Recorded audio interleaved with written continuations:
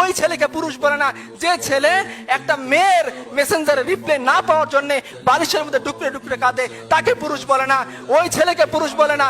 যে ছেলে বিশেষ না হইলে পরে গলায় দড়ি দেওয়ার জন্য চিন্তা করে, ওই ছেলেকে পুরুষ বলে না। ওই ছেলেকে পুরুষ বলে না।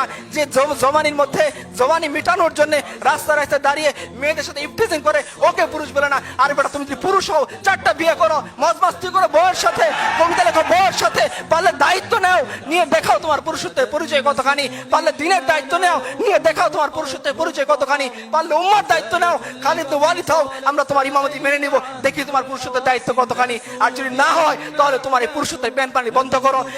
ইতিহাস তোমাকে মনে রাখবে না।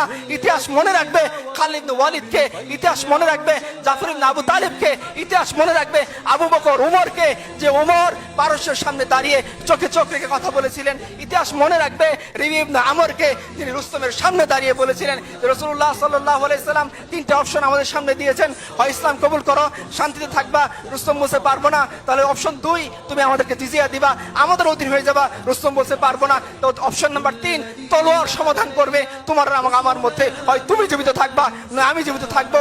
যদি এরকম হয়, দেখি কে জো বাইডেনের সামনে দাঁড়িয়ে এরকম সাহসিকতা উক্তি করতে পারেন, তবেই আপনারা বললেন যে আপনাদের উম্মারা পুরুষ। আমরা আমাদের উম্মার কথা বলতেছি, যারা জো বাইডেনের চেয়েও ক্ষমতাশীল,